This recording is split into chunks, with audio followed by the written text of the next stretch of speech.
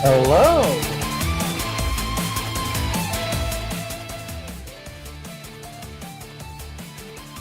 Hello, GX. I'm good. A little tired, but good. You? Cool. I'm also a little tired, but good. Got to see the return of Volvi, so that was great. We all remember. Volvi? Yeah, Volvi. You know, the Devolver Digital mascot from the early '90s.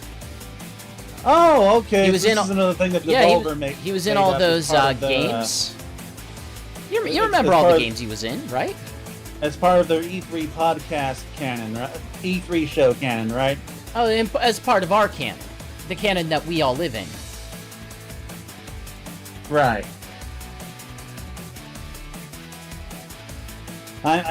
Yeah. Oh, yeah. I remember Volvi. He's like that dude with the cowboy hat, right? No, it's like a baseball cap. He has the one big arm. And like, does he, like, I don't know, secretly work for Satan or something? And there's like demons or whatever. Or... No, this is a Devolver Digital presentation. It's always on the up and up. Pretty sure Devolver Digital usually, like, I don't know, like gets really dark or something. There's like demons or something. I don't know. I got no idea what you're talking about. Are you sure they don't work for, like, I don't know, some ancient elder god? I mean, look, it depends on how you define ancient elder god. Oh, like, he's a god that... It's a god, and it's unknowable, you can't speak its name, and if you ever see it, your brain just melts and you go insane. You know, that kind of elder god. I am trying to compose a tweet, so I will be less talkative for the amount of time it takes to compose a tweet. That's fine. I see we aren't live on YouTube yet. Oh, we should be. Are we not? Oh, I don't know. It just says upcoming in the thumbnail, but I haven't actually clicked it because I can't seem to mute my television right now. Okay, Cat, you're gonna have to move. Move. Ah.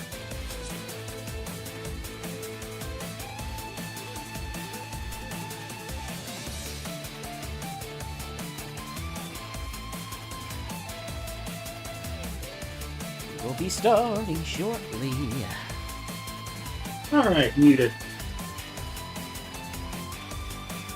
I like to keep the show going in the background so I can keep tabs on it. Hey, you stupid cat, you can get back up here.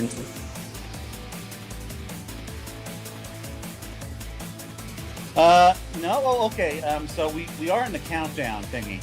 Yep. If that's what you meant. We'll be starting shortly. I thought the countdown didn't play on YouTube. Normally it doesn't. I'm trying something different. Well, it seems to be working. Well, I mean, it normally doesn't because I usually don't start it until later, but we're about 10 minutes off of our time schedule, so I figured better to show something on the screen to know, hey, it's coming up very soon, and then I can just try to edit it out and post later. Look at all those classic Sonic characters moving across the screen, like E102 Gamma and all of the Knuckles clones. Did you know that the Sonic Triple Trouble Brazilian manual invented a younger brother for Knuckles, the Echidna, to explain how Knuckles got tricked again? Wait, what? Yeah. Pardon me? And he has a really silly name like Brocules. Now that I brought it up, I have to look it up. Oh, this is staying in the episode. This was on the Bumble King podcast, apparently like a few days ago. Jeez, if that's something, then Sonic Retro has probably got to have something on it. Well, let's see. Well, I only see the Japanese and American manuals on. Well, let's see. Oh wait, the Lost Oh, wait, there was a Lost Master System conversion? Oh, man. Okay, let's see. Okay, I'm on Lost Media Wiki now.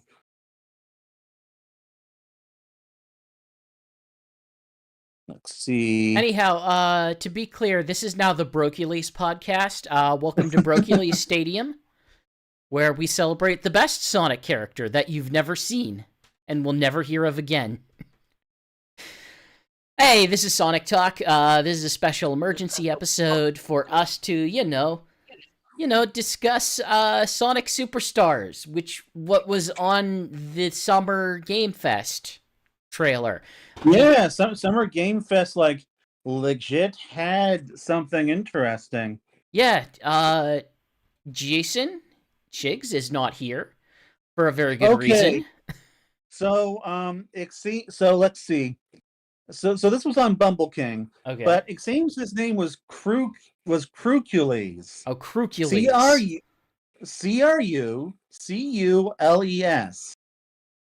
Beautiful. All right, welcome to Crucules Stadium, where we celebrate the obscure characters like Crucules and Tara Bubowski, and all the other Sonic characters that never made it into an actual game. No, hey, we're here for Sonic Superstars. As much as I would love to, just sit here all day and discuss characters that should not be. We're here to discuss Sonic Superstars, as I said 5 times. I guess I'm your host, GX, aka Chris, aka the Spin Dash writer for Sonic Stadium. I am here with Nuckles87, aka Alex, writer for Sonic Stadium. Hello, yes, I am also here, and I am petting a cat right now. I took him to the vet earlier for his distemper medication vaccine, which is why I didn't get to watch this live. I had to listen to GX react to it in the car. It's So I guess what we could probably say is neither of us actually knew what it was going to be, but we had vibes of like, it seems like they're gonna be announcing something. I've been saying a 2D Sonic is coming for, like I said a lot in the last podcast. I just didn't think it was going to be like this. No, I don't know if anybody thought it was going to be like this. I think, going by the rumors, my assumption was this was going to be modern Sonic, but in 2D. And so I wasn't sure if this was going to be like a Rush or a Sonic 4 episode or like Sonic Advance, or it was genuinely going to be like classic Sonic, but with modern characters. But no, it's just an outright classic Sonic 2D game that takes place in the past, in the nebulous past of Sonic. Well, in the broad way that they've sort of drawn the distinction between classic Sonic and modern Sonic as, actual time differences. And what's wild is that I've been waiting for a game like this for years, because back in the Team Sonic Racing days, back in 2018, I was talking to someone from Sega, and I was like, hey, we're going to get, Mighty in this. And they were like, no. This is the classic characters and the modern characters. The classic characters can't appear in a modern game, or something like that. But basically, they kind of set up where there's going to be, these two sub-brands of Sonic, classic and modern, and yet, modern kept getting all of the attention outside of Origins for years, and it just felt like such a pointless brand distinction. I still think it's pointless. I still think it's silly to divide characters like that, but at the very least, I'm very happy that finally it seems they're treating classic Sonic like its own sub-series. And that's awesome, because I love classic Sonic. I love the look of the character, of the world that they tend to stick him in. I love the media that they make, especially the comics. Classic comics are always great. And so this just feels like the kind of thing I've been waiting for them to do for a half decade. And it's so awesome to finally see it. Well, we knew this much. We knew I forget if it was Izuka or Kishimoto who was some kind of saying It was Kishimoto. yeah, okay. It was Kishimoto who was basically saying, "Hey, we do have stuff in the pipeline, or well, not we. This is not the last we've seen of Classic Sonic. There will be further Classic Sonic stuff." And little did we know, well, there's going to be Classic Sonic stuff a little bit sooner than we thought there was going to be. Oh, actually, it may have been Izuka that said that. I thought you were talking about someone from Sonic Team who was not Izuka said that a new 2D Sonic game was like in development. Okay. And it was vague, but like that's basically what he said. And quite honestly, like we've had a rumor floating around. Depending on whether or not you take it with any seriousness, I tend to take it with a lot of skepticism based on, some of the sources it was coming from. That there was the air quote Sonic the Hedgehog 5, which was going to be a retro engine based modern Sonic styled game where you get to play as the modern Sonic characters, including at least Sonic, Shadow, Knuckles, and Tails, was it? Something like that? And that's more or less what I was expecting, because this kind of came from the same crop of rumors that got us Sonic Rangers, aka Frontiers. And yeah, it was supposed to have those 4 modern characters. And like a part of me wonders if that was initially the plan, but then that like they changed it, because like we still got 4 playable characters here. I personally, I am less inclined to believe that that's a real it's the kind of thing that it makes me skeptical of broader legitimate. Like, number one, I'm not someone who digs that deep into the leak culture. I kind of have very little faith in it. I come across it enough. And like, I don't like going to 4chan for obvious reasons. But I like see screenshots and stuff. But yeah, I just that was something that I just was very skeptical about, that they would bring 2D Sonic to an engine like that in the way that was being described here. This one, I feel I'm still very surprised, but to me, I kind of look at this as the spiritual follow-up to something aesthetically like a Sonic Lost World. Like, there's a lot of, in terms of aesthetics, even more so than just like straight-up classic Sonic, a lot of Sonic Lost World in how this game is designed. The badniks are big and chunky and cartoony. The Sonic... I mean, it's also how they looked in Sonic 4 Episode 2, which I'm getting vibes of that game from this too. I forgot how Badniks looked in that. Remember how Badniks looked in Sonic 4 Episode 1? Like how mechanical they all were. I was like, how is this even close to a second episode of the same game? I like, we had those big old polar bear enemies. Yeah. But this is I guess the best comparison I could make is this is like classic Sonic 3D World or something, where like I know on the stream for that we did that I joined in on earlier. I said, new Supersonic Brothers U or whatever, but like in terms of the visuals and in terms of like how much it seems to deviate from the old games in terms of like new power-ups and stuff, it really is more along the lines of a 3D world. I mean, you whatever comparison you kind of want to make that you feel is most apt, but primarily, hey, it's a local multiplayer co-op game that can be played with 1 to 4 players. We know of Sonic, Tails, Knuckles, and Amy Rose as selectable characters. Looks like you can sort of choose any one of them as a single player or any reasonable combination. So the ones like they showed off were, there were situations where it was just Sonic and Amy as 2-player, or Tails and Knuckles, or some situations where it had all 4. Crossing my fingers, Mighty and Ray also show Okay, up in some okay. form. I'm gonna just put this out here because it came up in the Discord as well. So we just got a new Sonic game announced where we have 4 playable characters. Can we, for just a hot second, just sit here and appreciate that aspect before we start thinking about, well, will it have this character?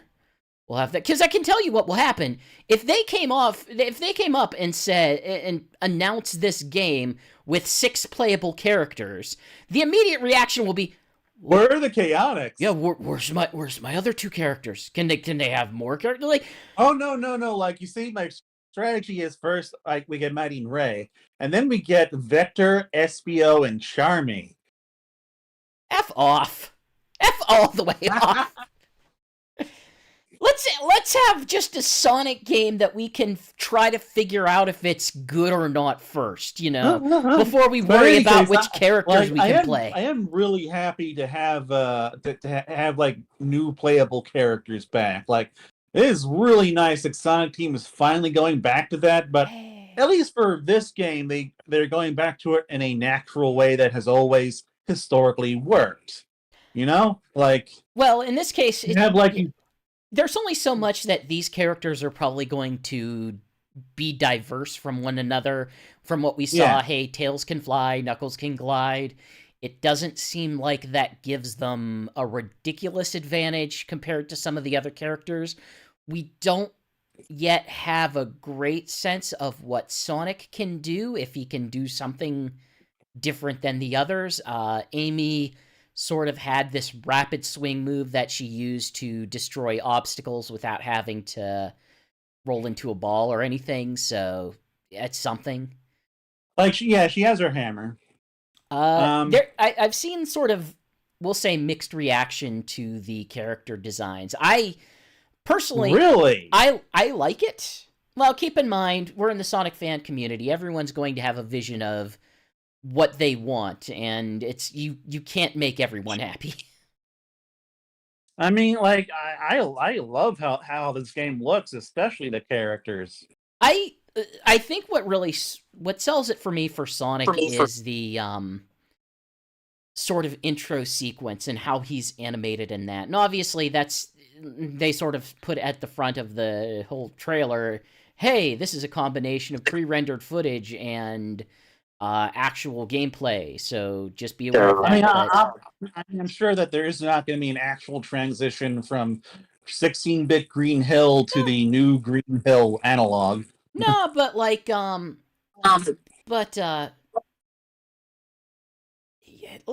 like once he actually gets into the 3D thing, that model had some decent animations attached to it. Yeah, like, I in terms of animation, I don't really think there's much you can really complain about here, unless you're like really going frame by frame and like taking apart that Dr. Eggman boss near the end. Like, the game just looks great. Like, the environments are gorgeous and colorful and surreal. They are exactly what you'd want from a classic Sonic game in 3D. All the characters look nice. They look like their iconic selves. They got the right proportions, the right colors. I don't know. Like, I will say this. There are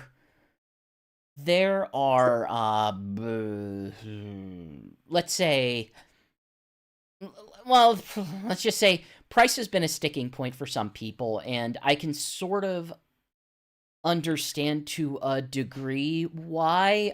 Not everything in there looked, we'll say, always comparable to what other third parties are doing in the $60 space. However, it's not that far off from like what Nintendo is doing in the $60 space. Yeah. Like, I don't know. I think this is about on the things visual fidelity levels Metroid Dread. Like, I think Metroid Dread looks nicer, but that's a completely different visual style. So I don't know. But like, just in terms of the graphical fidelity, I think this looks great. Yeah, I generally speaking, I have very little complaints. Some of the environments we've seen so far, we have the introduction stage, which It's still in that general coast area vein. It's I mean, not a direct it's Green Hill Sonic, Zone though. no, but it's the standard like Sonic, like the standard Sonic Green Hill trope. You start with a green with a green level, usually near a beach or a coastline or something. Yeah, Um, it's got it's sort of white and green as opposed to the standard like yellow and green. it kind of reminds me of the color tone of Sylvan Castle, I think it's called, from Sonic 4 Episode 2. Not that far removed. I would say it has a lot more like bouncy foliage in the Green Hill style. Has its own unique, flowers and trees and that kind Yeah. of stuff. So it's not Uh, we're not in a situation where people just get to say, "Well, they're using Green Hill again." oh It's God, I would distinct. not have put it past them personally. Yeah, it's distinct enough, and they do show like there is at least at some point uh time transition. So in one stage it's just bright and sunny during the day, and then at some point there is a sunset version of it. They I'm show assuming that it's gonna be like Sonic 3 and Knuckles and Sonic Mania, where time passes as you go through the game. like even Sonic Lost World did something very similar to that as well, Yeah. where certain levels just took place at certain times of the day at certain stuff. And like, yeah, I mean, you could also compare to the passage of time in other Sonic games. I guess like Sonic 06 had that rather famously. Sonic Frontiers, but Right, Sonic 06. I thought that didn't have a prop. I thought that they cut the day-night cycle from that. maybe I'm wrong. Maybe I'm thinking back to that tech test or something. But yeah, it's they do make small modifications to it. I think like the forest level, it might be a better example of that because they did show different areas within that environment that had a bit of a diamond pattern landscape to the Yeah. rocks, and parts of it were just sort of this dense forest, but then it opens up to this sort of, decrepit factory in the background of like, hey, there was once. I must have missed that. Yeah, it was in one of the later sections. Actually, in the first section, they show where Sonic's grinding on the vines. They show off a section where one of the things that you briefly pass by is like metal scaffolding in the background that's been overgrown with like moss and stuff. So it's definitely some sort of combination forest, old factory, something like that. Honestly, when I think about it, it's kind of wild that we've never really had a 2D Sonic game that's looked like this before. I mean, you know what this reminds me of? Sonic 2 HD. With its like ridiculous amount of environmental detail. I mean, I will still again point to Sonic Lost World, but that's a game that like the farther I get from it, the more and more I kind of think like, I actually like. Sonic Lost World is also more of a 3D title. Like, I know it had 2D levels. It had a lot of 2D though, and even in the 3D sections, it's still a lot of the aesthetics that this thing is drawing from are stylistically in the playbook of 3D World, 3D playbook of Lost World. Yeah. Although one, it looks like we got some unique environments too. Like we've got that video game like level where it looks like you're gonna like be transforming into various different forms. I don't know, Alex. The internet tells me that they don't like cyberspace levels. Yeah, we got some sort of like computerized level. They sort of play with a voxel style. It's kind of interesting, like the spaces in which they do and don't use it. Like, as the first section that they show, it's like, okay, he's in there with some voxel badniks and collecting voxel rings, and then at some point down the line, they show another version in multiplayer where all the characters are now voxel as well, and they use what I'm assuming is like one of the emerald powers to transform into squids, and now suddenly it's this weird Well, flight I'm not section. sure if it's even an emerald power because, like, you see them go through these gates when they transform. So I think it might just be like a level gimmick. It might be. They say something about transform in regard to the emerald powers. I just assumed that was what they were referring to. It's like realistically, we don't know what it means by the emeralds. We don't know how you collect the emeralds. We don't know what you do with them.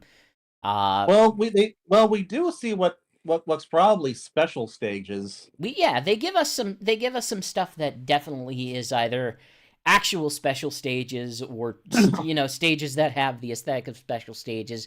One of them is sort of a like it's very close to the Sonic 1 special stage, but just with a lot of softer corners, we'll say. Yeah, And occasional and like less maze-like aspects. and less trippy background. Yeah, and the other one, I'm not even sure what to make of it. It's this weird 3D geometric stage where it shows Sonic just sort of hovering in space and attaching Well, it looks grapple like he's points. grappling. It's like grapple hooking through the area to like various things, and I think you can see like a yellow emerald off in the distance. They show you something. I don't know if it was an emerald or what, but Like given that special Sonic special stages tend to be 3D in the classic games, I'm assuming that's what that is. like I certainly wouldn't rule it out, but I like structurally I just don't know, because one of the weird things about it is Sonic has special powers associated with the emeralds. Like one of them basically lets him become light blue and swim up waterfalls. Another one basically sends a bunch of damaging clones during a boss fight, where it's just like, okay, you activate an emerald power and suddenly there are dozens of Sonic just running into this Death Egg robot style thing at the end of the tropical world. It kind of raises, like, are these optional things? Are they things that you sort of need to be able to get in order to continue through the game? Do they just offer bonuses? Like, we don't really have That's one thing that I've been wondering. Like, have they made it so that Chaos Emeralds are now part of the progression, or like are Chaos Emeralds just gonna like give you other traversal options for when you go back to levels? I mean, it's an interesting idea. It's certainly something that would have been a bit welcome in Sonic Frontiers, where your character could, gain new abilities and change as you play through the game, rather than be static the entire time and get new finishing moves. But yeah. Another thing that I wonder about is whether or not the other characters can use the Emerald powers, or if that's just a Sonic thing. It would be. We only see Sonic use them. They've only shown us Sonic using them. That's right. Which, like we sort of understand, we don't know what would make Sonic unique in this particular 4-player situation. I guess because, as we all know, Sonic is typically the worst character. Well, he's the most default character. He doesn't typically have like the special thing, except for whenever he gets special augments, like in Sonic 3 and Sonic and Knuckles, where he has access to the elemental shields. Like, he can't fly, he can't glide, he can't climb, but he's got the elemental shield, so that's something. So I could see it as long as the levels aren't innately designed around using these emerald powers, which I don't think we've seen enough to say either way, then it's certainly possible that those things could be limited to Sonic. I know canonically, that's the word I hate to use, I love that word. They tend to shy away from the idea of other non-hedgehog characters from using sort of emerald transformations and powers. So yeah, like the official rule is only male hedgehogs can go super. And like Blaze can do it because she has the soul emeralds. What a stupid rule. I get why they do it, because they probably want to put limits on why everybody can't do everything, but that's a really dumb rule. Yes, it is. Like, I don't know. You at least, like, I don't know, let Knuckles do it, or I mean, I don't I know. would no, Like, just say Amy Rose is finally has been growing on me, so let her go no. super. Just it's not Just even me saying like, hey, everyone has to go super. It's just me saying, you can come up with a better rule than well, only male hedgehogs. Just say like, I don't know, Sonic Special. He's in tune well, with the thing Emerald is, Power. Some crap. Silver and Shadow can also go super, so Yeah, Sonic isn't that special. just say, I don't know, Shadow's also in tune with the emeralds because of the power of.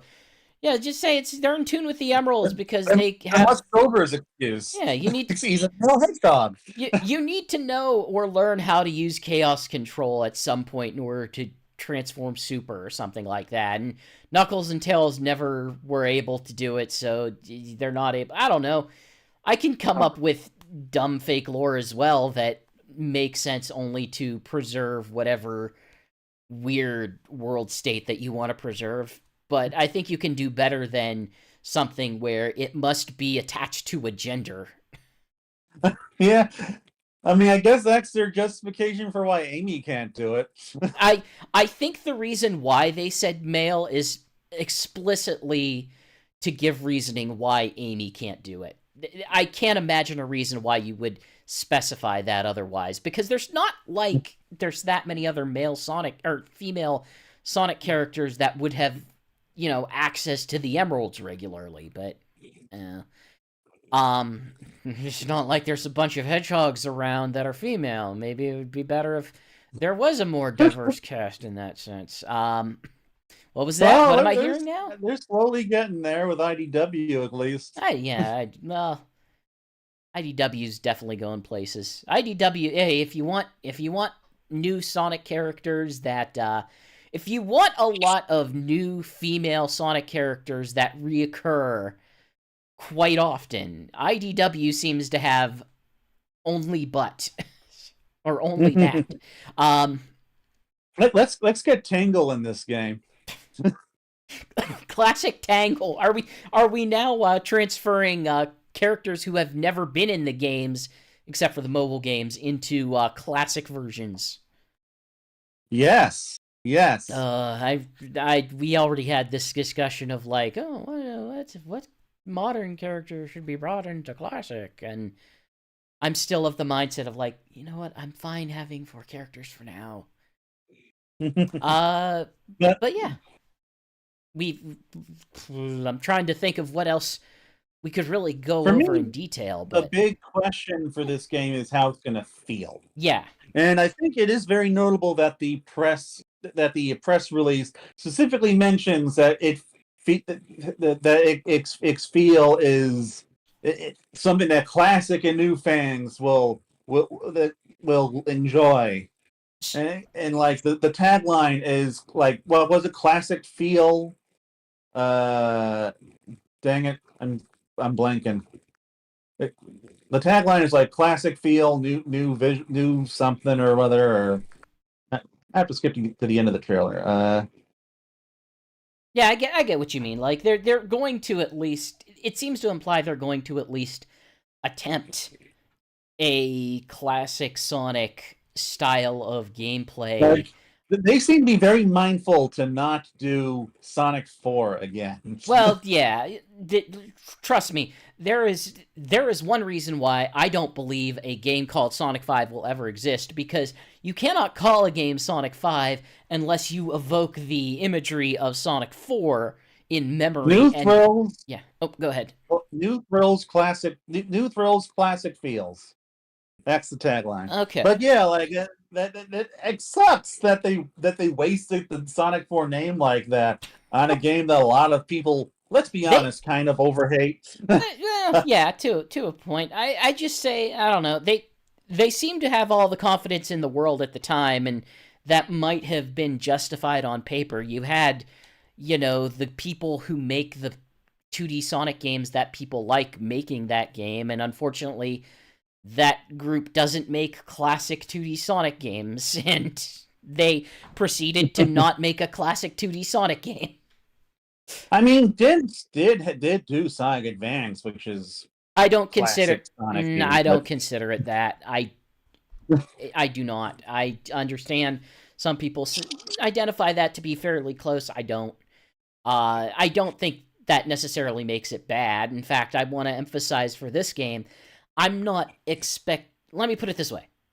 I am not expecting perfect recreation of 16-bit Sonic controls, even to the degree that, like, Sonic Mania recreates them. I'm expecting some,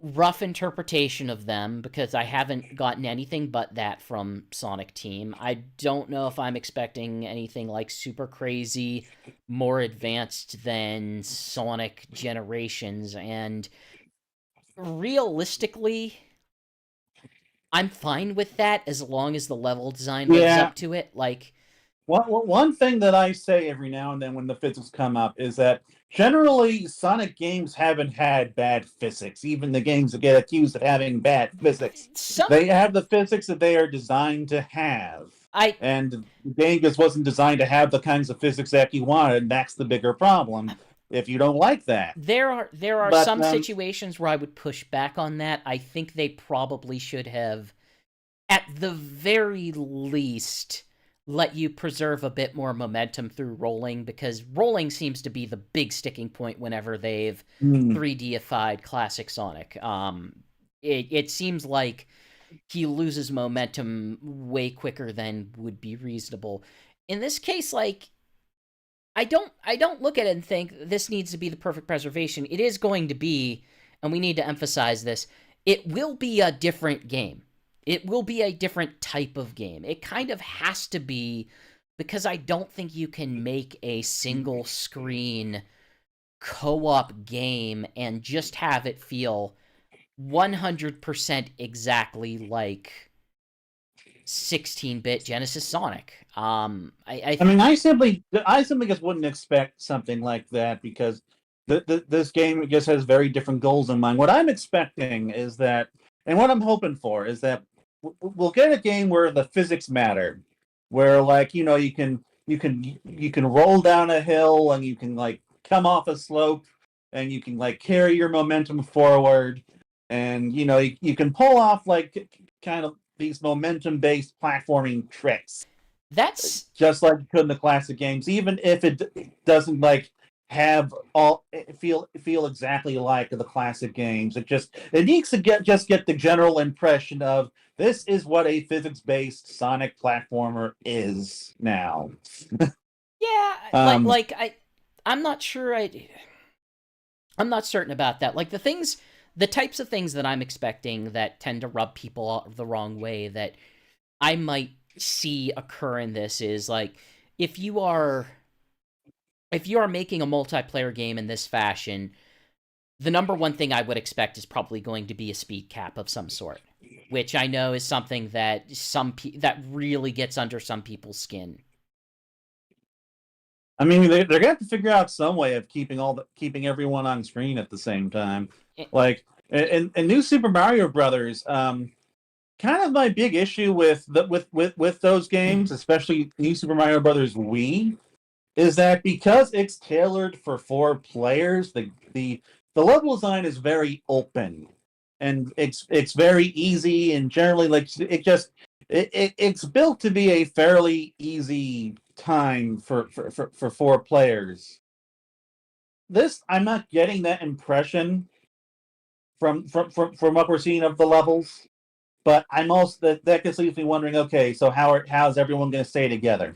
well, Like, okay, so there is something that I will bring up about this that has me a bit concerned, but it doesn't have me more concerned than any other Sonic game I've played in the last 20 years. Um, so a lot of what they showed came off as fairly guided. There is like the number one thing I will bring up that Sonic Team has kind of gotten way too attached to is boost pads. This is a game with boost pads. This is a game that will Oh boost you in yeah. various directions and will kind of push you through loops and stuff. Now that would be useful for keeping characters together, but it's also very not classic Sonic-y, and that could be of And concern. classic Sonic games could have their share of boost patty But areas. not as reliant on as this. Like, one of the weirder things that they did include in it is grinding, and grinding is just, additional forward movement. If this is going to be a platformer, the one thing I didn't see a whole lot of in it was a lot of platforming. There were a couple Hmm. moments. I think the most significant one that I saw was the Tails and Knuckles team up that were attaching to grapple, like little swinging vines, and Yeah, using that to the get up. vines that kind of bounced and sent them upward. Yeah. So I'm hoping there's more of that and less of, well, we'll just keep pushing you through loops and stuff. I still, like, hey, I I just I'm think yeah. that stuff like that looks good for a trailer. It does, but also it does give the impression that, hey, I mean, I've wrote the darn article about my complaints about automated Sonic, and I I like classic Sonic. I don't really need the automation to come to classic Sonic. That's one of the reasons why I like classic Sonic sometimes more Hmm. than modern Sonic, is because they don't feel the need to hold your hand nearly as much or push you through specific areas. So, just a concern. I could still have fun even if it is, a bit more guided. It's just, when I think of what I see as the ideal version of classic Sonic versus, how they approach modern Sonic, it's something of a sticking point. Hmm. Well, we will be hearing some impressions of the game soon because our own Shigs is actually in Los Angeles right now, scheduled to get scheduled to get playtime with it. Yeah, maybe he could tell us, like, hey, how do they handle the multiplayer stuff? This seems like something that they would probably want to show off as a multiplayer game, just to kind of emphasize that. So I'm hoping that, Like that, like that is like one of the big things I want to hear about from Shigs. It's like, okay, how did the multiplayer flow and how does the game feel? Those are like my two big questions. oh, absolutely. It's a little disappointing that it's not, at least as we currently understand it, that it may not have online multiplayer. I Yeah, everything says local multiplayer, which shocks the hell out of me because no one aside from Nintendo does only local multiplayer anymore. Well, yeah, Like, but I imagine that maybe the issue is that maybe they're having like issues with lag or something since this is such a fast-paced game, but it's not even I don't know. it's not even that, like, it's the fast-paced game aspect of it. For me, the interpretation is there are some genres that just work better with online than others. Like, things like shooters, things like fighting games with rollback, things like racing games usually have enough fudge space that you can kind of, jostle things where you need them to be. Platformers, it's a little bit more difficult because it seems like the characters might be able to interact in ways. I believe in one of the part of the trailer, I saw one character knock another character in the squid form into an enemy and hurt them. So, Oh yeah, yeah. yeah. Although I get the feeling you won't really be able to pick people up like you can in New Super Mario Oh no, Brothers. it probably won't be that. Well, picking things up and throwing things is like one of the core mechanics of those games. So, yeah, I have to say, we have. I don't know if all of these are new character models. Some of the animations in them are certainly new. I think that they might be new based on I how mean, Tails looks. I would kind of expect them to be new. Like would they really like make models for Sonic Origins and then like reuse them here or whatever? Or Well, no, because the I would models think for Sonic Origins were the ones that they probably reused for Sonic Generations, for Sonic Forces, for Super Monkey Ball Banana Mania, for any other hmm. place where they needed the classic stuff. Probably like the mobile games, that kind of stuff. Like perfect, obviously not perfect recreations of them or perfect Oh, reuses, but uh, I guess no. The classic Sonic does have a darker color scheme than he did in it might Generations. be my imagination, but I at least think some of the running animations for this version of Sonic are unique to this game as we've seen it so far. I am willing to be proven wrong on This this one, but this does not. This is definitely he definitely has a different running animation from Sonic Generations. yeah. Like there's a moment early on where you can see him with his hands outstretched behind him. Hmm. The Sonic he just never did that in Generations or Forces. The animation just has a little more to it, honestly. Though we also should probably highlight that hey, we finally have a 3D model for classic Knuckles, which I don't think we have Which had in the modern era. that's not something I realized we lacked. Like I just kind of assumed that already existed. I I can't think of any situation where we saw, because there was no classic Knuckles in Generations. There was no classic Knuckles that would appear as a guest star in any other games. And then like even in Sonic Origins, they did not really add him to any of the diorama scenes. Like he just was not Which there. I did not realize that that was the case. I just kind of assumed he was there in the deluxe edition, Yeah, which I don't think I ever got access to. even Metal Sonic appeared in Sonic Origins because, well, Metal Sonic was in Sonic Generations. So, You know whose 3D debut I'm looking forward to? Amy Rose. Fang Fang the Oh Sniper. yeah, we really didn't talk about his reintroduction at all, did we? He's coming back. Like he's actually legitimately back, and that's so cool. Like this is something that would have just blown me away 20 years ago. I I mean, I'm still happy to see it now, but like back then, I was just so desperate to see these old classic characters come back, and he's finally here. I've sort of been a proponent for bringing back Fang for a while, but it's not necessarily because I have a massive affinity for him, but it's more along the lines of I just think that the Sonic series needs more recurring enemies or antagonists.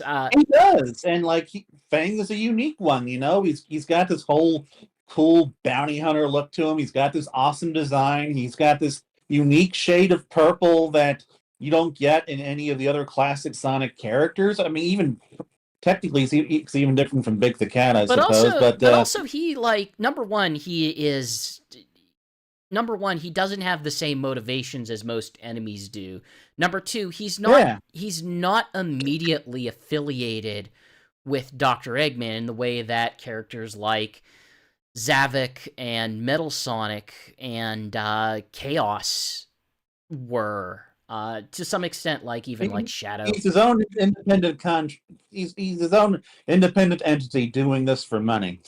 Yeah, and He's a bounty hunter. that's kind of like something different for the series that they don't really have that much, because it's always been like, well, it's either Eggman or this thing that Eggman tried to do and it got out of hand, or Sonic's trapped in a storybook. Those are like the three situations that Sonic generally has to deal with. And I like that aspect of it. We are supposedly getting yet a third antagonist associated with this, thus sort of so you know, Designed by Naoto Oshima. so you know when another Metroid Prime 2 remake got sort of DMCA'd, and then Nintendo quickly announced afterwards, hey, we're making a remake of Metroid Prime 2 for 3DS. Hey, Yeah, yeah. are we dealing with another Sonic Triple Trouble here? I mean, it kind of seems like it. Like, you know, we've got Fang again, we've got Eggman, we've got third villain next Triple Trouble. I joked earlier that like, oh, I bet the third enemy to make it the full Triple Trouble it's got to be Knuckles. Knuckles is going to be the enemy. It is going to be Crucules. Oh, perfect. Yes, thank you. Knuckles' younger brother, who is the Crucules is strong, smart, and he even uses the same skills as his brother. And while Knuckles is on vacation, Dr. Robotnik tricks Crucules into thinking that Sonic and Tails are after the Chaos Emeralds, and now his goal is to stop them. Alex, you're describing an OC. Like, I mean, that's effectively what he was. Yeah, but it's not that like he was just an OC, but you're like describing the template for how you make an OC. Like, he has all the same abilities, but he's gonna be evil for and this. He's related. And he's related to. He has this important relation to a main character. And then we figure. So that settles it. The third bad guy for Sonic Superstars is Crucules. Perfect. I have no notes. But anyway, I'm really looking forward to whatever Naoto Oshima comes up with, and it's kind of interesting that, like, at the same time, Yuji Naka appears to be going to jail. Sonic's other dad is getting re-involved with the franchise. Ow! I assume you just got attacked. Yes. Someone's not is getting re-involved with the franchise. Someone's not happy about a vet trip. No, he was trying to just get back into my lap, and he didn't know how. Anyway, but like, yeah. So it's just really cool just having Naoto Oshima back in some capacity, even if it's just for one character. Oshima's making a new character, it seems, unless it's going to be a reinterpretation of an existing character or something. But like, that's an interesting, weird thing to have happened. What if it's Balan? I'm deeply don't do this to me. Haven't I been tortured enough? Why are you trying to evoke PTSD? Because it's fun. Oh, I'm pretty sure Naoto Oshima designed the Balan. Sure, if Balan is the antagonist, I would love to beat the crap out of Balan as my Sonic characters. Apparently all he's going to do is like fly through space, and then all I have to do is disrupt his ability to press a button at the right time so he can't Goku well enough.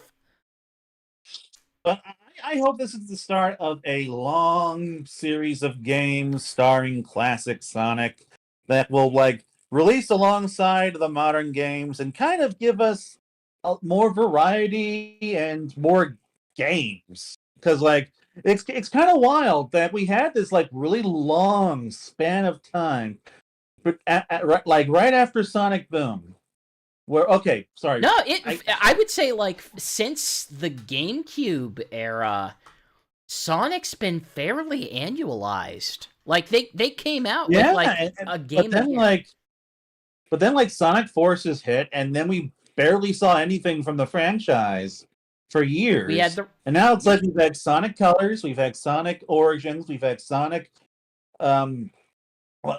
Frontiers, and now we have Sonic Superstars. It's just, in my mind, it sort of makes sense as like, hey, if they want to do something in the realm of like, we know that the 3D Sonic is going to be moving in this.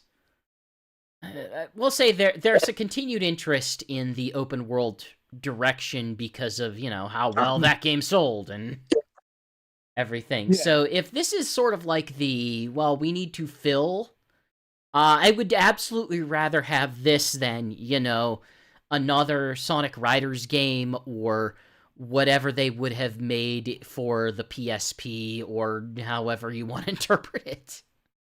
I mean, I do miss the days of Sonic Rush, but yeah, I guess it's kind of, in a way, scratching that itch a little bit. Yeah. Because it's still a 2D game, which You haven't had a proper 2D game since Sonic Mania? Well, I mean, let's be real here. Like Sonic Mania is kind of still a big thing that still has reverberating effects since. Yeah.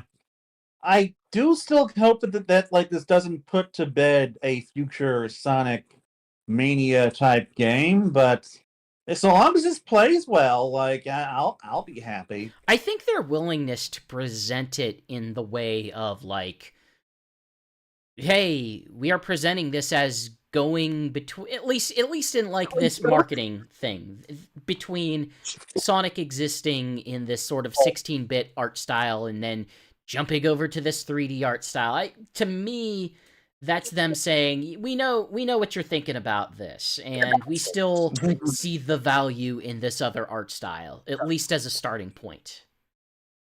Yeah. So hey, I do. go ahead. Ian Flynn is involved in what were you gonna say? I was going to talk about some other nonsense flying around over in some of our staff rooms. Well, you can do that after I say this. I do wonder if Ian Flynn is involved with the writing of this game. We would need to know that there's writing. I mean, we do know that there's a plot. This game takes place on North Star Island, where there are giant animals. There's shenanigans, and there's giant. Yeah, there are giant animals. And there's like this mysterious third party, in addition to Fang and Dr. Eggman, who are all causing trouble. Listen, what I like about this is Eggman gets here to this island. He's just here as being like, okay, I'm gonna start my next evil plan. And then he just sees, I don't know, some sort of, in my mind, it's like, oh, he sees a flicky that's 20 stories tall. And he's like, that, right there. I'm going to make that into a robot. He just can't stop himself. He can't help himself. He sees an animal, is like, that needs to be a robot. Like, right here, right now. It's got to be a robot. Behold, Sonic. I have a kaiju now. So we've seen like the giant robot fish in the background. I'm guessing at some point you either like fight that or free it or do something with it and release the... Yeah, and there's also a giant spider that pops up. I think I must have missed the giant spider, and I looked Well, it's not like a giant spider. It's like I don't know, like it's the size of a mini boss, but it's a spider. So it's big as far as spiders go. Cool. It pops up in the middle of the trailer. Is that it? Wait, Purple. Is it in the jungle area? I thought it was like some sort of flying. Okay, I interpreted that as like some sort of like bee or flying enemy or something. So. Oh, maybe it might be that. Okay. I actually, but it's some sort of big purple insect. Gotcha. Have we seen any bad? We have seen Badniks. Oh right? yeah, we saw. There's crab meat like right at the beginning. He's the big, goofy, cartoony looking one. There's something that looks like, I don't know if it's strictly an Orbulon, but it's like a sphere that has eyes that you can hit. It might shoot something, but the trailer jumps around enough that you don't get to dwell on it. Yeah. There was, I'm trying to think, there was something that might have been some sort of drill machine or pig machine or something, but it's definitely, they've definitely showed off some classic style bad guys. And I know in the digital space that some of the enemies are also made of voxels in that. Yeah, like there's like these little purple things. There's a crab meat in there that's made of voxels, and yeah. So the thing I wanted to bring up that, we have no clear announcements. Here. T. Lopes is being cryptic on the internet. Oh yeah, I saw those, yeah. Yeah, so we don't know much about what's being done about this, but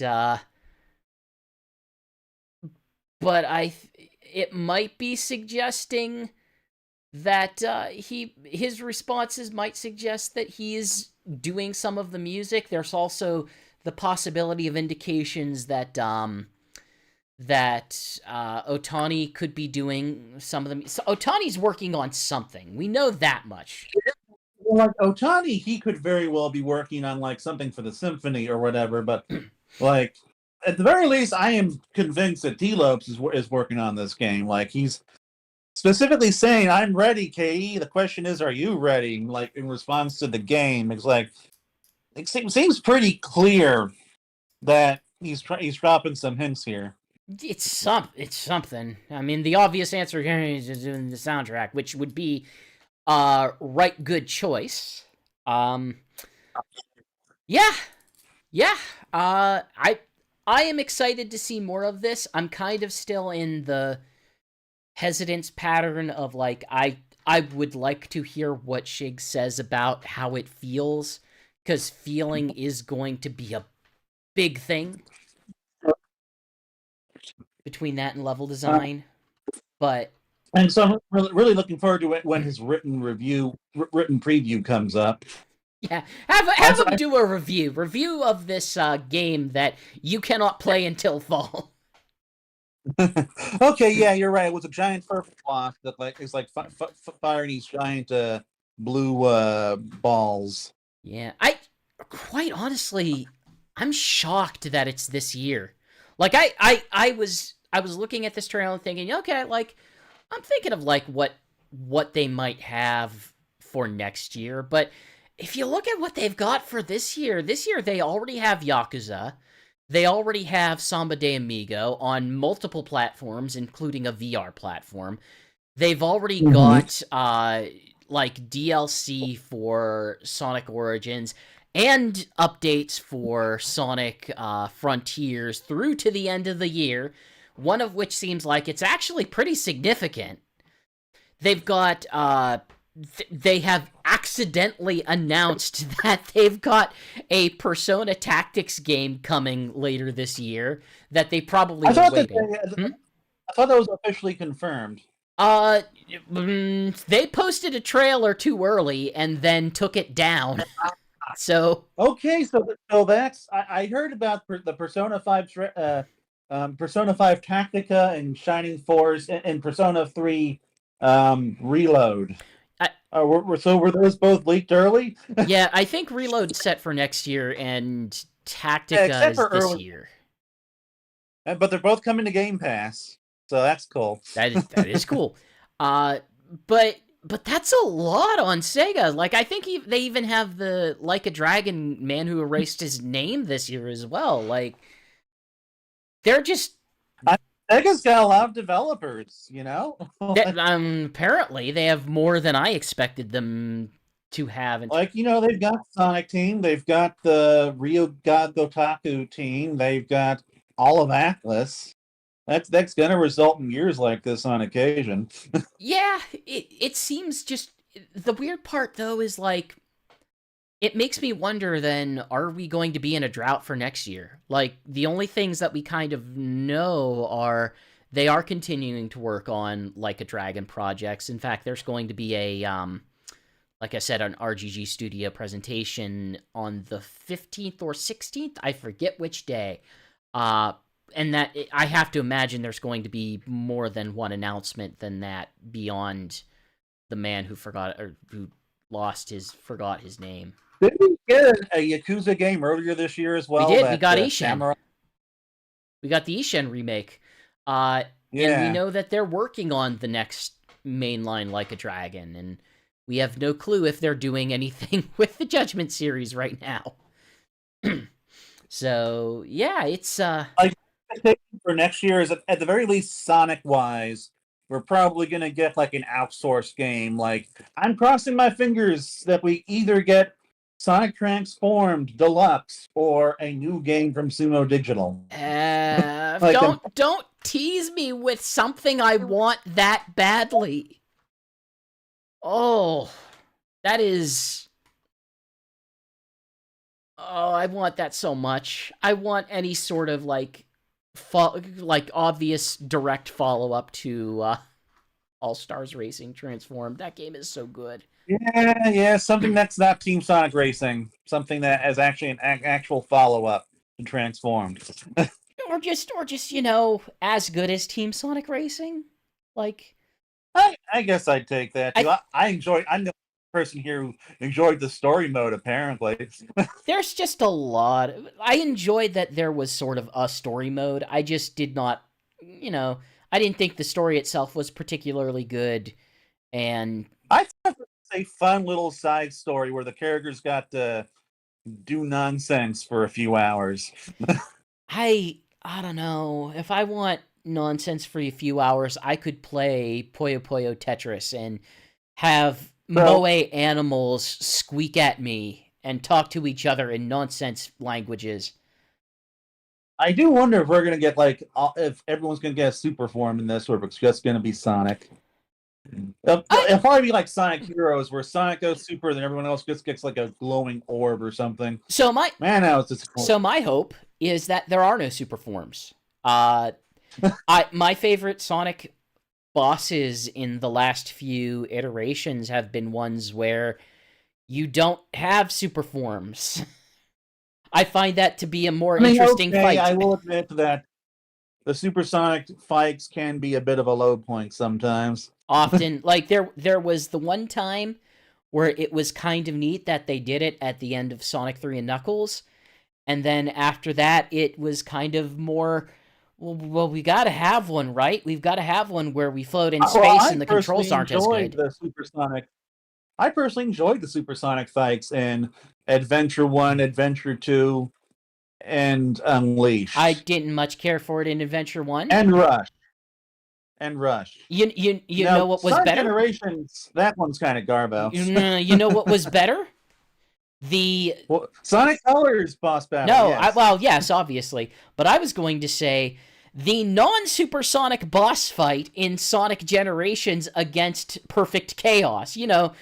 Yeah, that was better. I will admit that, but also in terms of scope, that's something that Dreamcast probably couldn't have even done. I don't think that was true. He just ran a bunch through some water. Well, I guess he had the boost mechanics, and the boost mechanics weren't a thing at that time. But I don't know. The boost mechanics were basically supersonic in Sonic Adventure. You know what? I will give you that. That there are hints of the supersonic aspect of it in that Sonic Generations boss fight. So okay, fine. I will crawl back to my little anti-supersonic hole and be grumpy for a while. But I will say that Perfect Chaos is probably just one of the best modern Sonic boss fights in the last 15 years or so. It's pretty good. It's pretty good.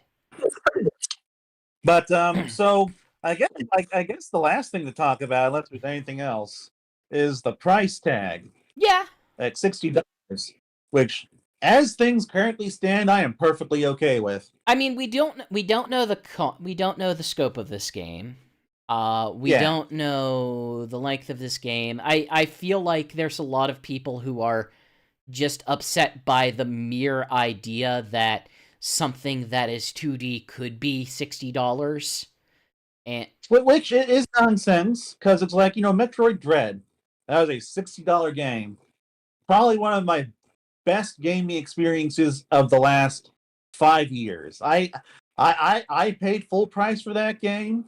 Well, it's okay, technically $50 because I got with Tears of the Kingdom on the the voucher program. But I gladly would have paid full price for that because it's an amazing game. It doesn't matter that it's 2D. If this game is quality, and if it's just like your standard Sonic retail game length, which is like 5 to 6 hours, it's fine. Yeah, I mean that's not completely out of the normal for something like that. You figure it's probably going to have at least some amount of replayability by having the multiple characters.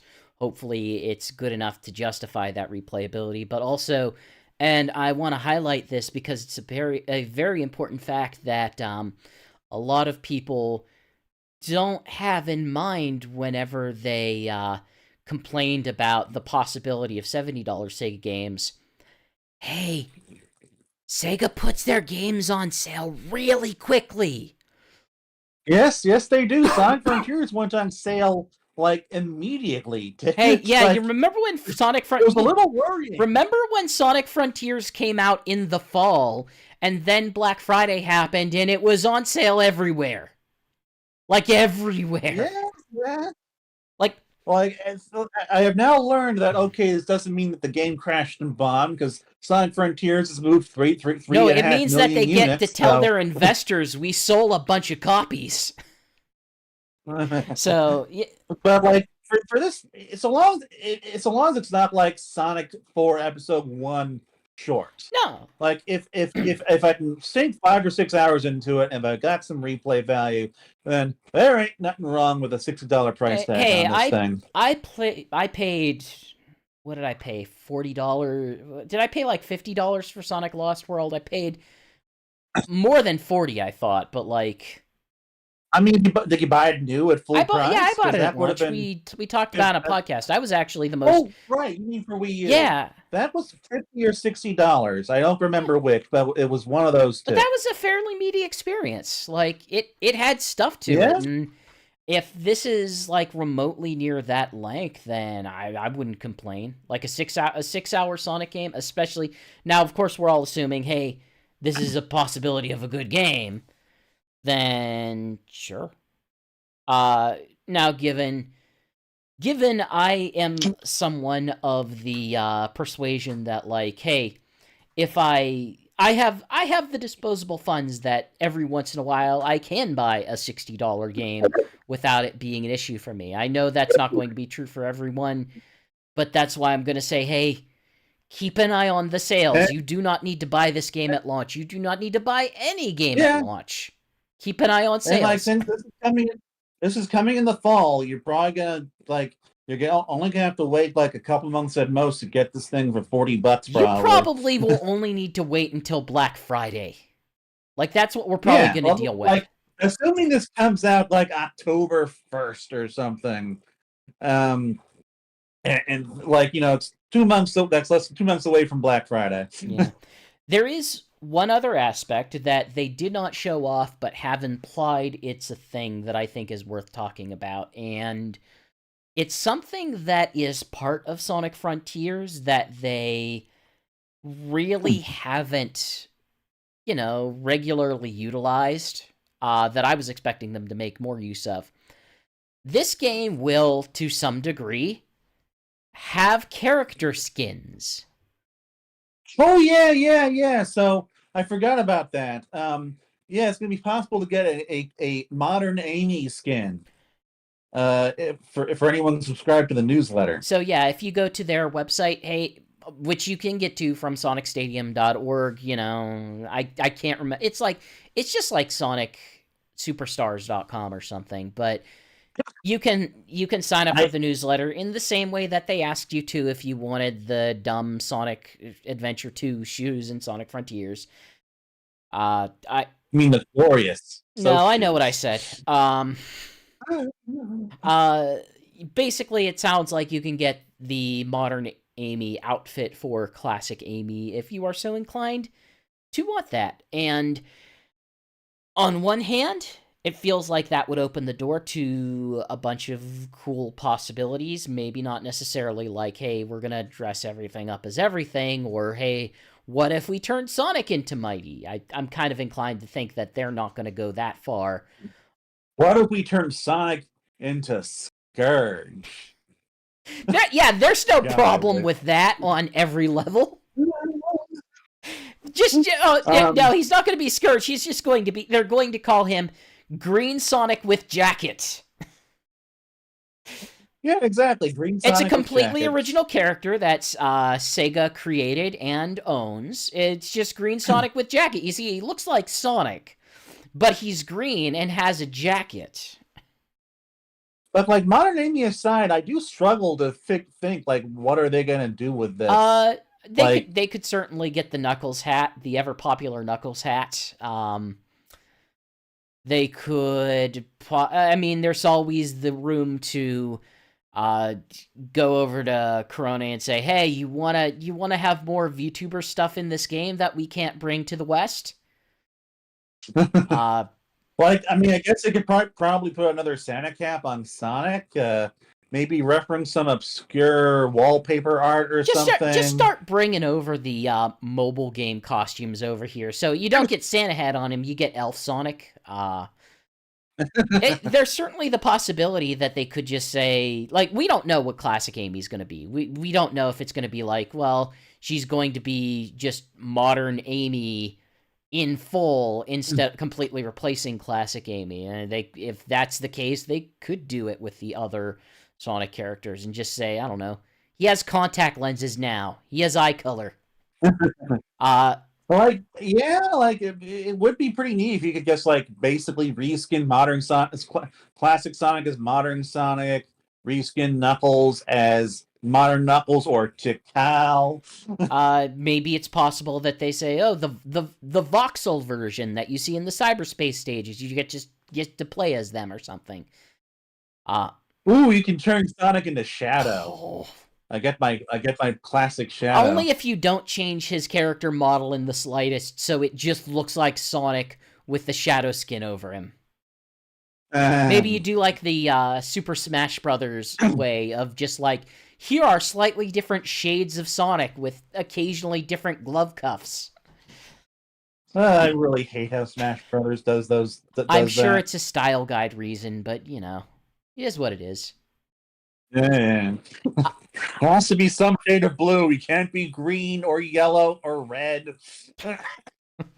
Sure. uh, I'm not anticipating them reskinning an entire character over an entire different character. No, I expect the fan community to do that. Uh, Yeah, yeah. Like, that's probably gonna be one big reason to get this game on PC. Like because it's gonna get to a point now where I get one copy for the PC. I get like a review copy for PS5, a portable copy for oh, my suddenly you Switch, get the review and copy. for. I mean, I don't know. I'm just kind of expecting review copies at this point. Like I don't I'll know have because you I've know, been sir, I wanting to have like look never at gotten a this review stuff. copy of anything except for a keyboard. Which thank God, because I don't know what I would have done with a keyboard. Um, and then like, okay, I need to hack it, so I guess I'm buying it on sale on Steam now. like I haven't done that with I haven't bought Sonic Frontiers on my Switch because it runs like Garbo, but you know. Yeah. But I don't know. I'm planning on just going straight to PC because I have not had any stated issues with Denuvo, and I have a PC that could almost certainly handle it. And hey, even if you do not have online for this game seems like a good candidate for remote play together or what's the other service? Yeah, that's probably gonna be one reason for me to get this on PC. Yeah, what's the service called? Parsec. It seems like Parsec Oh might be yeah, an opportunity to play something like this. like if you can get this thing running on Parsec, I might just skip getting any version of this on Switch and just get it for my Steam Deck I mean, instead. I don't think I'm even going to get it on Switch, quite honestly. Like, I think I'm just going to go straight to Steam because I fully anticipate this will. Well, anticipate might be a bad phrasing. I would 80% say that they will probably make it compatible with Steam Deck. Oh no, I personally would expect it. I mean, But for me, it's just so long as it can run well on Switch, I do find myself like just preferring the convenience of that. I guess. But I don't know, like I don't know. So so um, before we like wrap up, I guess do you have any other closing thoughts on the game so far? not especially. I've already kind of said my piece on everything. I'm just, including the price. I don't know. I'm just looking forward to it now. I'm hoping that's maybe like we get a demo or something over the summer or in the fall or I don't Well, know. while we're still here, and since we kind of partook of of the stuff so far. Like, is there anything else that really struck your eye at Summer Games Fest? Oh yeah. Well, let's see. Well, the Persona games weren't Summer Game Fest, but definitely Persona 3 Reload has Oh, grabbed my if attention. if Persona's going to be on Game Pass, then I 100% expect. Well, I hate saying I 100%. Okay, I 90% expect it to be at the Xbox presentation. Oh yeah. And well, the Prince of Persia Metroidvania game looks That really that cool. looks that looks good. Like I was so torn on like, okay, I think this is Prince of Persia, but then they started talking about Immortals. So now I'm thinking like, is this or Eternals or something like that? So now I'm thinking it's like that Breath of the Wild like game that they released. It was like, oh no, it is Prince of Persia. I was right on the first time. Do you have any interest in Mortal Kombat? No, and that game looks like way too gory for me. Like way too gory for me. I'm Like, kind of curious, but I'm it just makes me feel kind of gross, honestly, whenever I see footage from this one, because they have like taken it up to oh 11. they have, but like they have in a lot of those games. I haven't played. Pardon me. I haven't played the Mortal Kombat series, but it seems like something that I should get into for the story? Question mark? I mean, like that studio has been making quality fighting game story campaigns for years now. Like their Injustice titles have a superb storyline, and the Mortal Kombat games have been increasingly known for the stories as I'm throwing well. this out to chat. Chat, should I get into Mortal Kombat? Should I become a Mortal Kombat player and play a lot of single player Mortal Kombat? Or is this a mistake? I'm not a. And like a Dragon Gaiden, like I've been trying to get myself into Yakuza for a while. This one goes. I'm happy to see Kazuma Kiryu back. I don't know the context of it since I've barely played these games. Like I'm assuming he like retired or something at the end of the sixth game. Well, he says he And but doesn't like like have a name or doesn't know his name, so he looks like a special Yakuza agent or something. Like, is he a government agent? I was under the impression that he was like he was like outside of the Yakuza world or Didn't he whatever. retire and open a house for children or something? I know that was in the opening sequence of one of the later games. Another game that I'm really looking forward to, even though I am like multiple games away from being able to play it, is Final Fantasy VII Rebirth. Like, boy, does this look Well, gorgeous! you're only one Like, game away from playing it. oh look, but before I want to play this, I want to finish 15. Okay. I want to play the original game, and then I want to play Final Fantasy VII Remake. I want to do all that stuff before I get to this. I want to highlight Street Fighter 6 collaboration with Exoprimal because they were saying, hey, they started showing Street Fighter stuff. And I'm like, okay, are we going to actually show off real early DLC for Street Fighter 6? And then it was like Robot Ryu. And then Robot Ryu had a gun. And then Robot Ryu was out there shooting dinosaurs. And then I realized, oh, this is for Exoprimal. And I was like, this is stupid. I think this is great. Yeah. Like, I have never really felt the urge to play those games, but play that game. That just looks so freaking goofy. It looks awesome. There's a bit. I kind of like the vibes of Witchfire. Sort of like the weird fast shooter. That was one of those things that played while I was in the car. So I assume that has nothing to do with The Witcher. No, it's weird because it seemingly has nothing to do with The Witcher, but it came directly after they aired the trailer for the next season of The Witcher on Netflix. Did they just think that maybe we put the two witch things together? This is our witch block. We need to put all of the witch games together to have the witch block. Crossfire Sierra Squad they showed. It was a PlayStation 2 VR game. It looked very generic, and they showed off a lot of guns that you can use in VR. I thought that looked, dull. Spider-Man 2, like, I didn't really get to watch that, but apparently Eddie Brock is in Venom, which is cool. So I'm guessing that's probably going to be Harry. This could be so hard for me to not just spend $70 on this game. I'm in an even worse spot because I don't have a PS5. Well, you know what? I'll bet that you'll get a PS5 for the end of the year. Probably not this year. Unless there are some decent deals, which I am not expecting there to be. I can't. It's. I don't even have an Xbox, and I have Game Pass. So, well, I get an Xbox Series X. I have a Series S.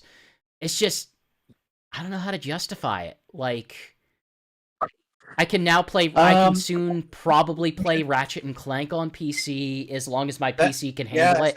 PC now. I'm sure I will eventually be able to play Spider-Man if I wait a year, depending on, again, if my PC can handle it. Well, Sony does seem to be keeping these games on a 3 to 4 year delay for PC, so you'll probably be waiting way longer than that. Dolius in chat brings up the point that, like, hey, they increased the price in Canada, which sucks because it's already expensive, and it probably will never see a price drop. Like, I don't think we're ever going to see a PlayStation price drop or an Xbox price drop.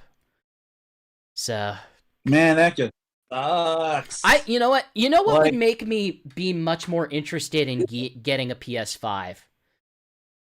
They don't have to do a price drop for me.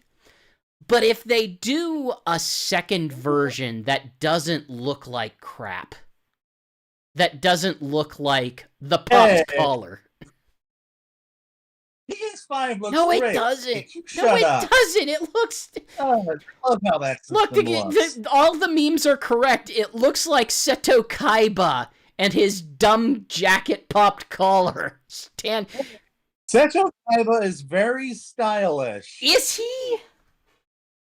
But the worst thing about the PS5 is that I cannot place it on a flat surface. I know. I have to keep on one end because of how garbage Extend is. That is the worst thing about that damn thing. Sandland looks cool. Looks like some combination of like beat 'em up and mech driving game, which I'm into both of those. I completely forgot that was coming. Then we got to the portion where I kind of skipped out because it was like, none of this looks particularly appealing to me. Didn't you also skip out on like Alan Wake? I skipped out on Alan Wake. Now, Alan Wake, I'm interested in that. I want to see that. I just kind of, at that point, it was right after Sonic Superstars, so it's like, well, I'm going to look at Sonic Superstars. Let's rewatch this and... But, like, stuff like Party Animals, just looks like a ripoff of another game that I kind of like. Crash Bandicoot, I just don't have a lot of faith in what that game's going to be. Oh, yeah.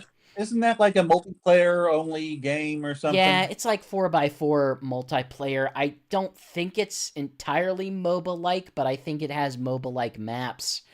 Yeah, interest in that, and it sucks that that's what they've got twice for Bob working on now. Well, my understanding is that game was in development hell for a while, and it seems like they're just trying to get it out. I don't know if they're just trying to get it out the door or what, but it's not anything that interests me, and I should be the person that something like that should interest, so I don't know. Yeah. Like, the moment I realized, oh, this is a multiplayer game, I guess... Like, I forget when they first revealed it, but that's when they lost me. I think it was back at the Game Awards. We're getting the weirdest freaking Final Fantasy mobile game ever, where... Oh, yeah. Like, it's chibi, but Sephiroth looks super realistic or whatever. It's like they looked at Classic 7 and thought that it would just work because that worked. And it doesn't. Like, It just absolutely does not. Like, if they kept one consistent art style for it, or even if they just kept, like, 2 consistent art styles, but this has, like, 3 in it or something, between, hey, we have these high detail models, and hey, we have these pre-render cutscene models, and hey, we have these chibi models that you don't really need to do. I would honestly just rather it be, like, all the chibi game. Like, that at least seems appealing to me. I don't know. I get the feeling that like they were probably afraid about losing the hardcore market if they went with a purely chibi art style or I don't something. know. Do you have any interest in watching you some Twisted Metal over on Peacock? Oh, right. I completely forgot we had Sweet Tooth beating the shit out of Anthony Mackie. Yeah. We beat the crap out of our new Captain America. Yep. That does not. Like I don't know. Like I don't know what to make of that. I don't have high hopes. like it's the one scene that they showed from their Twisted Metal game, from the Twisted Metal show, and it's like this is a vehicular combat game. Why am I just watching a guy in a clown mask beat up Anthony Mackie? And something that you kept emphasizing, gently pressing his face against the cracked tell how gently he was pressing his head. marquee. He was trying desperately not to hurt him, and it did not, and it came across as him just gently pressing as the screen behind him cracked. Oh, just like, look, I've been meaning to watch The Last of Us like for a while. I'm gonna get to it soon. I hope, and maybe I'll give this one episode because Anthony Mackie is in it and he's a good actor. I don't think this will have the same vibes as The Last of Us. Somehow, I suspect it will not. Well, I just bring that up because they're both like Sony TV productions. Starring like actors that we know. I mean, there's a bunch of small stuff. I'm kind of interested in Space Trash Scavenger. Yeah, that looked neat. It looked like a good thing. And briefly, it looked even neater when I thought it also involved the Starship Enterprise. So in Epic's continuous quest to make sure that they get at least one thing that will bring in every human on the planet into Fortnite to play it, has Tiny Optimus Prime done anything for you? I mean, I don't know. Like, it's weird because yes, I am used to him being like 50 stories tall or whatever. But I mean, how else are they gonna get him into Fortnite? Don't put him into Fortnite playable. That's how you get him into Fortnite. Like, I was expecting them to put Movie Sonic in there last year.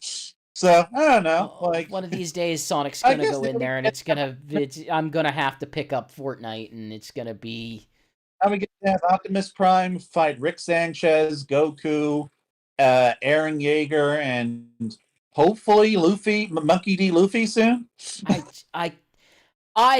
I will play most games that contain a Luffy. Like, having a Luffy in a game is a very motivating factor for me. I don't think I could do it with Fortnite, at least in part because he's not going to feel like Luffy. Like, I would need him to... Yeah, it's going to be Luffy with a gun. You know that Dragon Ball, they'll have, like, with Spider-Man, that you can, like, swing around on things, and with Goku, you can, like, fire ki blasts, but I guess with Luffy, they probably just, like, have him just do his gum cannon, maybe just, like, I don't know, throw his fist forward. Reformat the Spider-Man and make it Luffy, because Luffy's basically Spider-Man. Oh, what? So, like, Luffy is just gonna, like, swing around, grab... Go to the Daily Planet, take pictures, have J. Jameson saying, "Bring me pictures of the Gum Kid."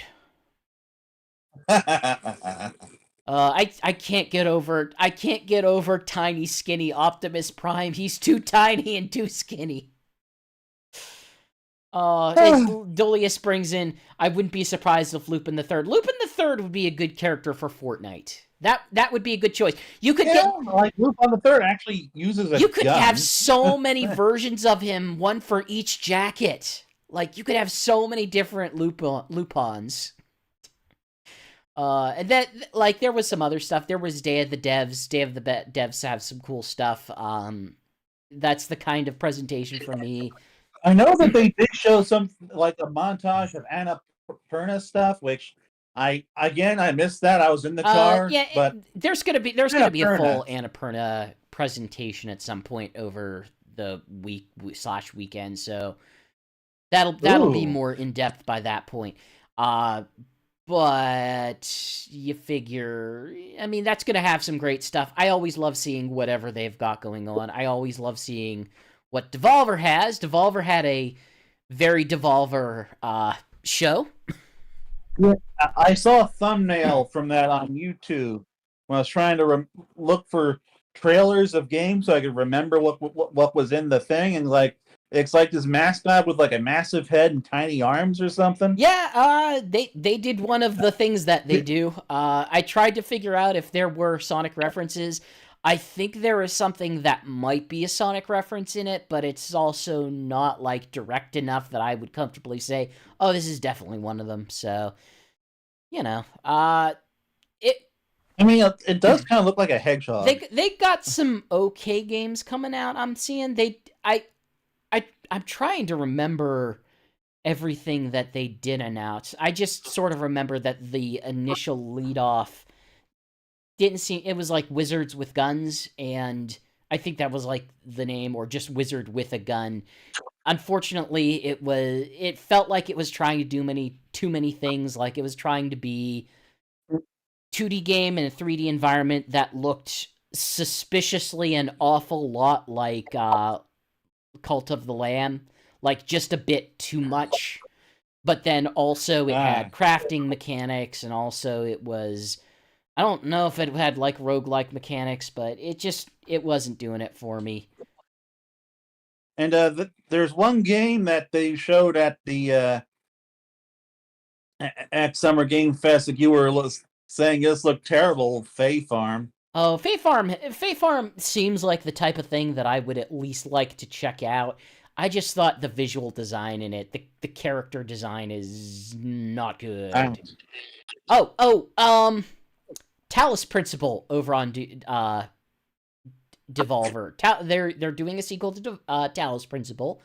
Looks pretty good. Oh, really? I look forward to that. They're also doing a sequel to... That's that game that was exclusive to PS4 from some famous indie dev, right? No, I don't think that... I think you're thinking of a different game. I'm trying to remember the exact name, but you're thinking of the one from the guy who did Braid. Yeah, That's something different.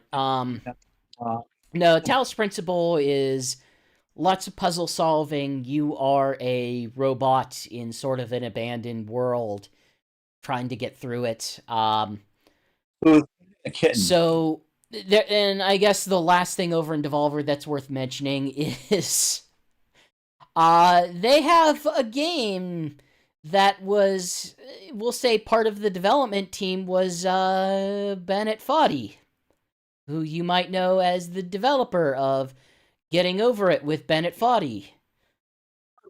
I am not. It's a very frustrating. It's a very frustrating game about manipulating individual limbs or a single limb or something like that to. Oh, I did not know that's what it was called, but I've where you're trying to climb a mountain. And yeah, just a guy with a stick in a pot. So, yeah, something like that. So he and other developers are coming up with this game called Baby Steps, where you basically are the 35-year-old who lives on your parents' couch, and you are zapped into a video game world full of mud and jumps. And oh yeah, the way the game works is that you control each leg independently. Oh my god, that sounds terrible.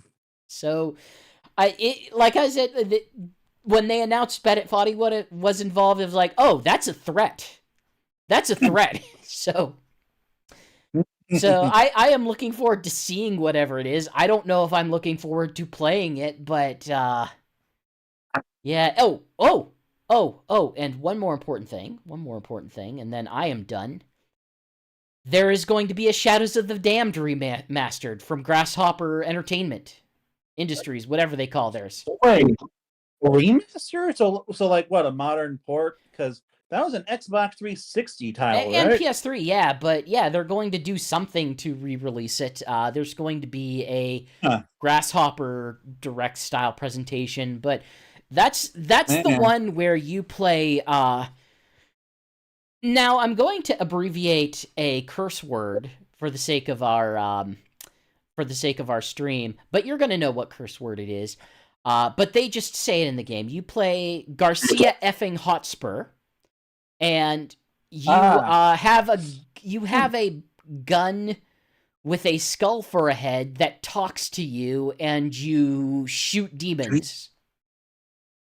Yeah, I remember this from back in the day. Never got around to playing it. And it's very Suda 51. It is very Suda 51.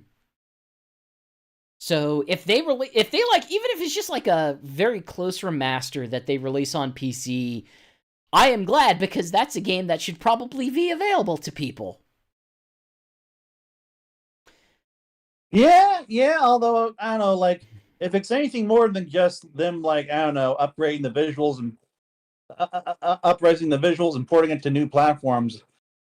Like I hope it isn't like a remaster in the sense of like those new Resident Evil games or whatever, because that just seems kind of pointless.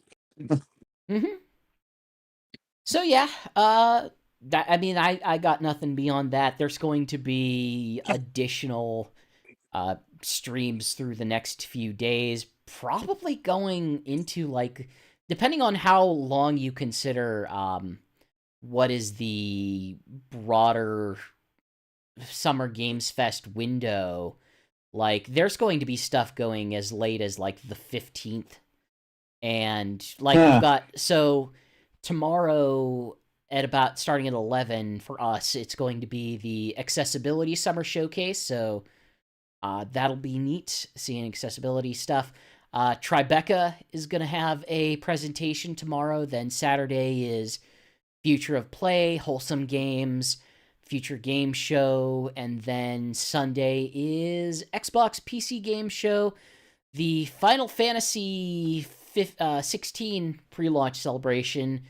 And then Mondays, Ubisoft, Capcom. Tuesdays, the additional Xbox thing, because apparently there's going to be 2 Xbox things. There's going to be something for VR on Wednesday, and Thursday is RGG Studio. At the very least, I do want to do a watch along stream for Xbox. We'll do Xbox. We'll do Xbox. I am excited for the Wholesome Direct. I don't think that's going to play for a stream, but I'll be watching it. I will absolutely be watching it. Besides that, I wish I could justify reasonably one for RGG Studio. I don't think it's going to be enough there to really justify that. I mean, like, they already announced their new game. I doubt there's going to be any, like, maybe we'll see more of it, but I don't know. Yeah, there probably is like going to be any big announce stuff a there new or Monkey anything. Ball game. Give me that. Announce the Sonic game that RGG apparently wants to make. Announce that what's his face who created Yakuza. I'm blanking on his name. I think he already left the company, didn't he? No. You see, he comes back for one game. Oh no! So he can make more commentary against the Japanese government. Is that it? Perfect. Yeah, sure. He's going to use Sonic to do politics. Yeah. I would love it if suddenly in like an interview or something we discover that RGG Studio is making Sonic Superstars. That would probably be the best ever. I actually hadn't thought of that because we don't know who's making this game. Like, I think we've just been assuming it's someone it's like a Team in Sonic team. I guess. Like I can't But find like I'm finding it a little bit trouble. Ugh, I'm finding a little bit trouble. I am having a little bit of trouble like identifying some of the other teammates that even did Sonic Origins. So yeah, Sonic Team might be too big for me to really navigate its members anymore. well, uh, I guess no, like like even Samba de Amigo, which I guess kind of assumed was outsourced, is actually being made inside I mean, Sega. if it has a So Rhythm Thief song, you gotta at least tell me that the original director is there. Like, you gotta at least tell me he's there and involved in some meaningful way. I hope Shun Nakamura is Like, involved. if you like the ideal scenario would be if this was the I think AM2 still exists and are the Hatsune Miku team. Like, they would make sense for something like that. Yeah. Although I don't think we got to talk about it on a previous Sonic Talk because it was announced during Apple's Oh yeah, thing. yeah. Oh, Somebody Amigo's coming on Oculus Quest. as someone who does own an Oculus Quest, I will get that game because that seems cool. I'm definitely gonna get once I have an Oculus Quest 2 or 3, which should be later this year because I think I'm gonna be upgrading. Okay, so one more thing before we start wrapping things up. I am going to call this breaking news, but also it's not news. Tomoyo Otani recently just released a tweet. Recently, when I muttered something, an official big announcement came right after, and as a result, I was doing something slightly confusing, lol. So he might not be... It makes me wonder if he's not actually involved with...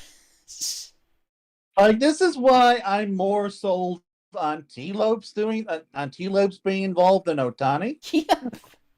We know Otani's doing something. We just don't know what. We don't even know if it's Sonic related. It could be related to something else in Sega or not related at all. Like, Otani does have his own, like, album or something available on YouTube of his lo-fi hits, so... Yeah. Hmm. So, yeah. Anything else? Nope. Cool. Thank you, everyone, for tuning in to this emergency episode. The Sonic Talk Emergency Podcast. Yes. Look forward to a couple more streams. Probably not too many for Summer Games Fest, but more stuff coming down the pipeline as we find out more about Sonic Superstars. Keep an eye on the site, and we're probably going to have written impressions from one of our writers, Shigs, in the near future.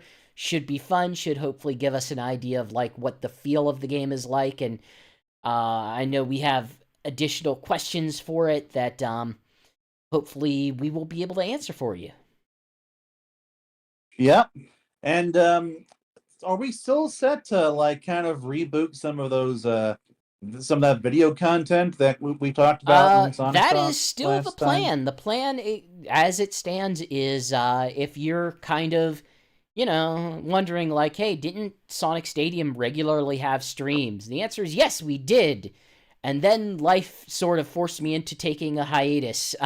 So things that you can expect in the future, some returns of some old shows, some new podcasts, and some doubling down on things that we've already done. The only things I could really speak to right now are we are going to be working to get better consistency with how we're releasing Sonic Talk, which is to say, I would like to have it released in podcast form on podcast feeds for you to subscribe on your podcast player. So I'm going to make that a focus in our episodes leading 100, which is our next episode, and further. The other aspect of it is we will continue to do Sega Sonic Radio, which I am also hoping will exist in podcast form if you are so inclined to ingest it in that way. More details coming up, but nothing to officially announce at this point. We will have returning shows like Almost Every Sonic, the show in which we attempt to play almost every Sonic game. We have a podcast that we previously released in, let's call it like a pilot episode called Not Whole Book Club. We are going to continue that, and we have got a new show coming up called Iconotrash, which is a series in which we dive into the realm of mascot games and try to sort between what's the good stuff and what is Iconotrash. And you'll finally play Bubsy I the Cat. owe a playthrough And- of Bubsy, the whatever one just semi-recently came out that's still a platformer and not a reskin of Runner. Also Gex. And Well, Croc, I think right now the Vex. only ones I distinctly owe are the modern Bubsy, and I think I was given some options, and the one I went with was Rocky Rodent, just to have the span between new and old. And like Rocky Rodent looks bad. I'm looking forward to when you do Awesome Possum will be on the list. Like there's even stuff that, like, you know, this is a conversation for another time. We'll have better teases for this later, but stay tuned. We've got stuff. We might have other stuff that I haven't even said yet, but let's figure it out.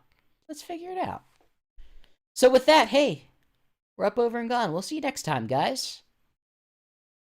Yep, see you in a few weeks.